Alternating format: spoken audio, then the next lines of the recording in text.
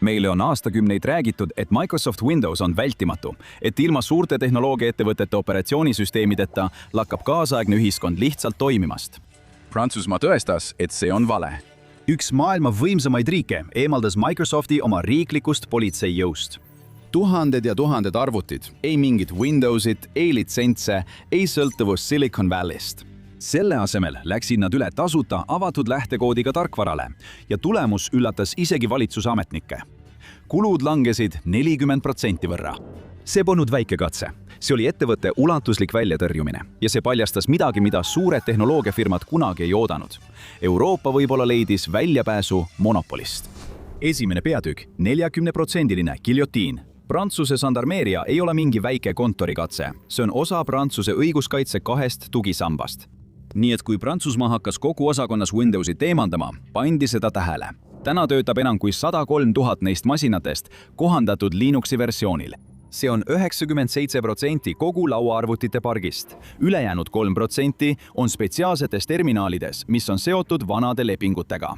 Kui need lepingud aeguvad, kaovad koos nendega ka viimased Windowsi masinad. Uued žandarmeeria masinad tarnitakse täiesti ilma operatsioonisüsteemita. Ostuhinnas ei sisaldu OEM Windowsi litsentsi. Ühtegi automaatset aktiveerimispäringut Redmondi ei saadeta. Riistvara saabub täiesti tühjana.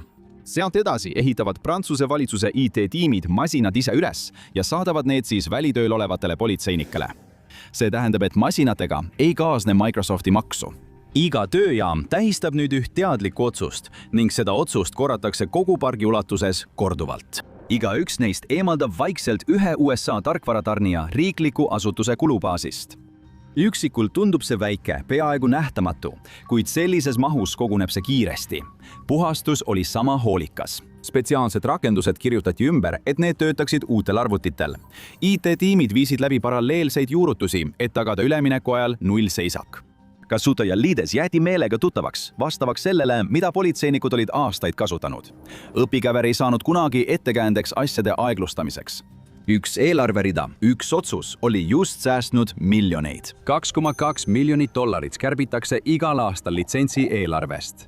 See tasu tuli varem Prantsuse maksumaksjate taskust otse Microsofti kasumiks. Aasta-aastalt, ilma ette näha lõppkuupäeva, kuni see muutus.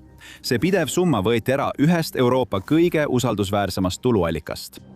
Ametnikud jõustruktuurides kirjeldavad seda kui struktuurset kärbet. Hoolimata Microsofti meeleheitlikest läbirääkimiskatsetest oli ainus võimalus lahkuda. 40% langus kogukuludes on see number, mis tegelikult loeb. See hõlmab kõike, alates litsentsidest ja tugilepingutest, kuni koolituse ja Ameerika Ühendriikide tarkvara kasutamise kuludeni valitsuse sees. Nüüd töötab süsteem odavamalt ja tarnija on täielikult ahelast väljas. Sisemised aruanded näitavad, et jõudluses pole tegelikku langust, mõõdetavat seisakut pole ning tootlikkus pole langenud. Mõnel juhul paranesid näitajad isegi. Ja Microsoft, nemad nägid, kuidas korduv tuluvoog ühest Euroopa kõige turvateadlikumast asutusest haihtus. Viimase hetke allahindluspaketi ei ilmunud. Ükski vanemkontohaldur ei lennanud Seattle'ist kohale.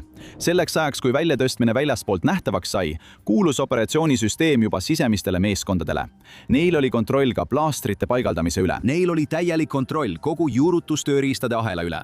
See muudab lahkumise struktuurseks, mitte tsükliliseks.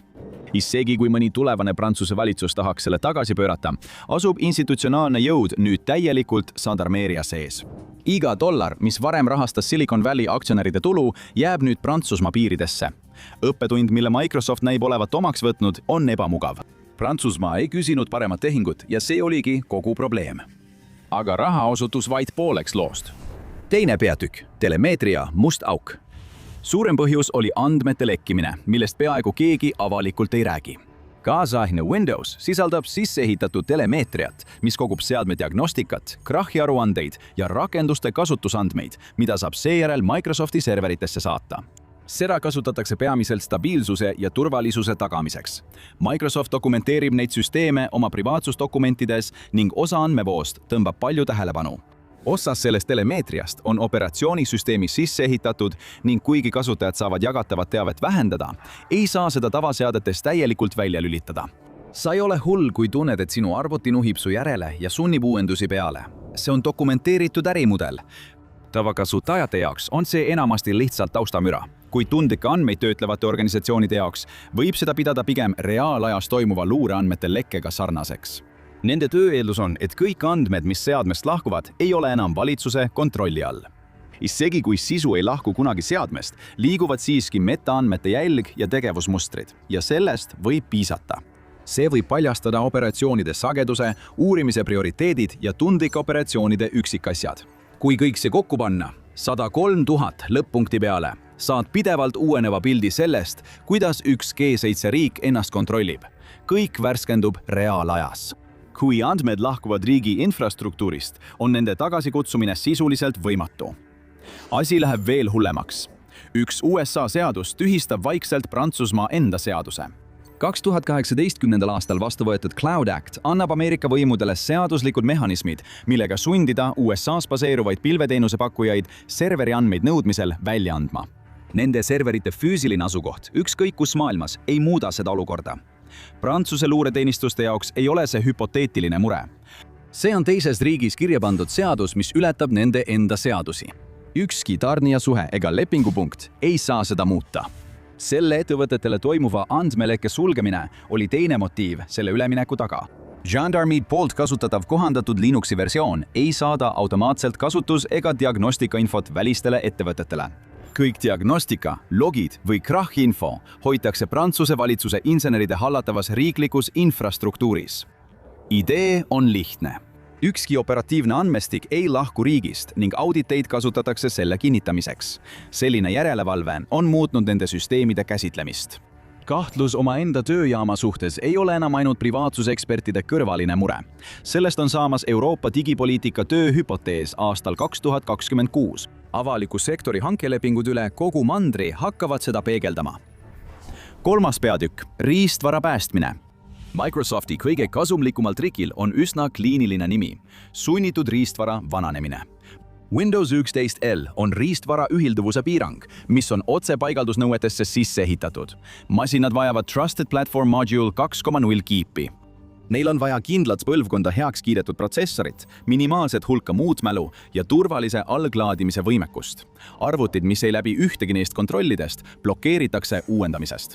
Tähtaeg, mis muutis selle ülemaailmseks probleemiks, oli Windows 10 toe lõppemine 2025 aasta oktoobris.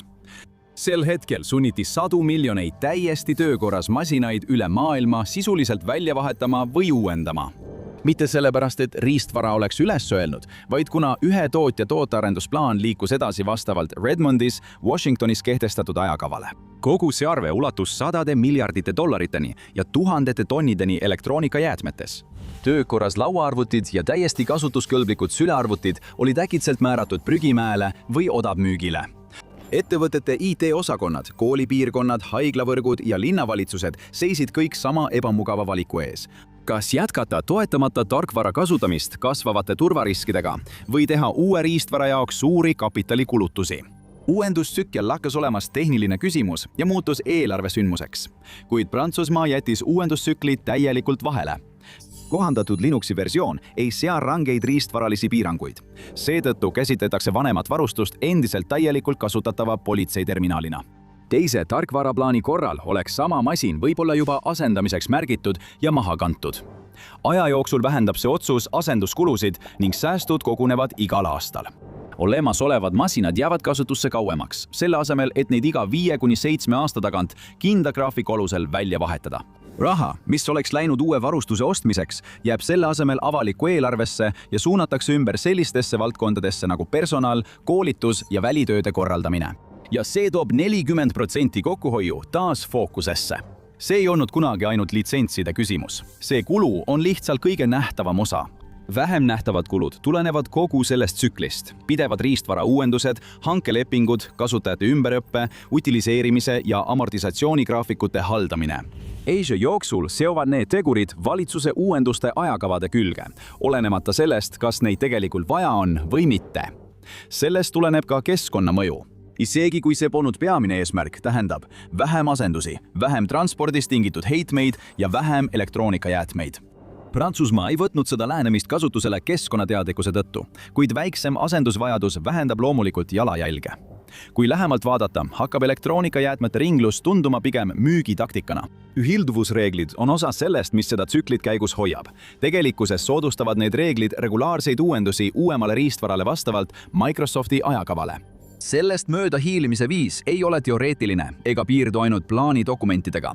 See on juba kasutusel ühe suure G7 riigi politseijõududes, kus kasutatakse süsteeme, mis töötavad seadmetel, mida Microsoft enam ametlikult ei toeta. Nüüd märkavad seda ka teised riigid.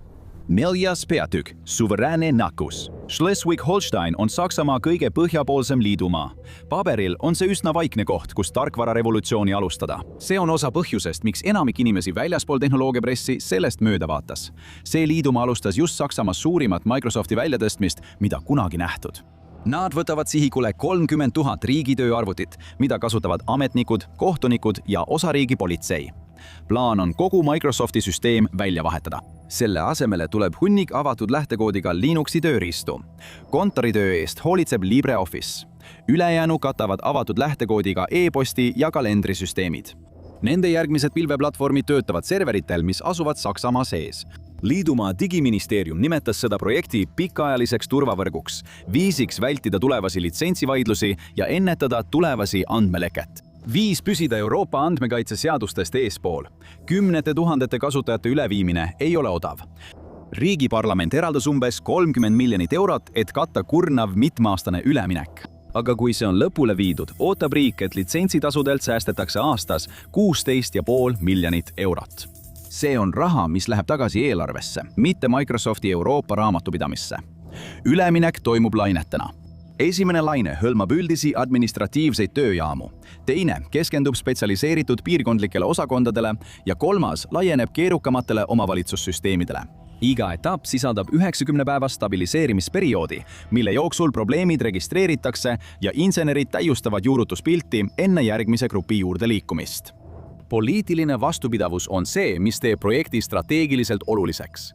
Sellistes kohtades nagu Schleswig-Holstein on muutust käsitletud vähem kui lühiajalist algatust ja rohkem kui pikaajalist digitaalset iseseisvust. Tulevased valitsused võiksid teoreetiliselt suunda muuta, kuid see tähendaks oluliste korduvate kulude taaskehtestamist ja juba igapäevastesse toimingutesse integreeritud süsteemide uuesti ülesehitamist. Nende kahe juhtumi poolt seatud muster muutub järjest raskemini vaidlustatavaks. Tuumarelvastusega G7 riik haldab oma peamist politseijõudu ilma Windowsita. Saksamaa liidumaa, kus on 30 000 valitsuse arvutit, järgib täpselt sama teed. Varem oli ettevõtete vabanduseks see, et tegelikku alternatiivi ei eksisteerinud. See vabandus on peaaegu kokku varisenud, kuid kaotatud litsentsitasud ei ole see, mis suuri tehnoloogiaettevõtteid hirmutab. See on idee, millele iga Silicon Valley müügijutt on üles ehitatud, et tegelikku alternatiivi pole olemas. Ja kui see mõra avalikkuse ette jõuab ning seda toetavad kindlad numbrid, muutub jõudude tasakaal. Iga Ameerika tarkvarafirma tunneb seda. Prantsuse ministeeriumil on 2026 aastal Microsofti esindajaga läbirääkimisi, pidades juba sisemised andmed olemas. Need andmed näitavad täpselt, milline näeb elu välja ilma selle lepinguta. Neil on tõestus, et nad suudavad kogu tegevust ilma tooteta hallata. Läbirääkimiste dünaamika muutub üleöö. Varem dikteeris tingimusi tarnija, klient palus allahindlusi. Nüüd tuleb klient kohale lahkumisplaaniga. Hinnavõim liigub teisele poole lauda. Euroopa tarkvara mõju on juba näha. Euroopa ettevõtted, kes müüvad kontoritarkvara, ütlevad, et nende valitsuskõnede arv on järsult kasvanud. Sama kehtib ka vestlustööriistade ja sisselogimissüsteemide meeskondade kohta. Avatu lähtekoodiga rühmad, kes arendavad tasuta kontoritarkvara, saavad nüüd tõelist rahastust. See raha tuleb ministeeriumidelt, kes varem neile midagi ei andnud. Euroopa pilveettevõtted võidavad lepinguid igal rindel. Need samad lepingud oleksid 2 aastat tagasi läinud otse Ameerika hiiglastele. Raha, mille Prantsusmaa ja Schleswig-Holsteini liidumaa Microsoftist välja tõmbasid, ei seisa lihtsalt pangas, vaid suunatakse tagasi Euroopa tehnoloogiaettevõtetesse, kes veel hiljuti ei saanud isegi laua taha istuda. Nüüd jälgivad teised Euroopa pealinnad seda tähelepanelikult. Holland, Itaalia, Hispaania, kõik tahavad oma praeguse süsteemi üle vaadata. Muster levib aina edasi. Igaüks neist lisab kõverale uue andmepunkti. Lõpuks mõjutab see ka sinu sülearvutit. Selles ettevõtmises peituv isiklik õppetund on üsna lihtne. See sama avatud lähtekoodiga tarkvara, mis töötab riiklikus politseis, on vabalt kättesaadav. Igaüks, kellel on sülearvuti ja vaba pärastlõuna, võiks selle paigaldada. Seesama kaitse telemeetria vastu, mis kaitseb Prantsuse luureoperatsioone, kaitseb ka tavalist majapidamist. Riistvara kasutusea pikendamine, mis säästis Prantsusmaale sadu miljoneid, säästab üksikule kasutajale uue arvuti ostmise kulu. See plaan töötab sama hästi nii väiksemas kui ka suuremas ulatuses. Kui kõik see kokku panna, saab selgeks, mida Prantsusmaa tegelikult saavutas. Finantskäik, turvaoperatsioon, riistvarapoliitika, kõik viidi ellu ühe ainsa hankeotsusega. 40% kulude kokkuhoidu on see number, mis kõige rohkem silma paistab. Selle all on veel teisedki saavutused. Luureandmete terviklikkus, riistvara pikem eluiga, eelarve ümberjaotamine. Kogu see samm tugevdab end ise läbi mitme poliitilise tsükli. Paratamatute tarkvaramonopolide ajastu hakkab murenema. Prantsusmaa murdis riiklikul tasandil sõltuvuse suurkorporatsioonidest. Iga teine Euroopa pealinn saab seda kopeerida. Vabandust, Microsofti maksu maksmiseks enam pole. See näitab, et Ränioru õudusunenägu pole mitte konkurent, vaid see, kui sina mõistad, et sa ei vaja neid üldse. Aga tegelik lugu ei seisne ainult teadetes, vaid süsteemides, mis vaikselt nende all ümber kirjutatakse. Ja kui sa hakkad seda niidi otsa ajama, hakkad sa esitama hoopis teistsuguseid küsimusi selle kohta, milliseks Windows on muutunud. Prantsusmaa loobumine Windowsist polnud lihtsalt hankepoliitiline otsus. See näitas, mis muutub, kui sa ei sõltu enam sellest suures ulatuses. Ja kui sa seda muutust näed, hakkavad Microsofti tooted paistma hoopis teistsugusena. Uuri lähemalt videos, midagi on väga valesti Microsoft Windows 11-ga. Või vaata hoopis seda videot.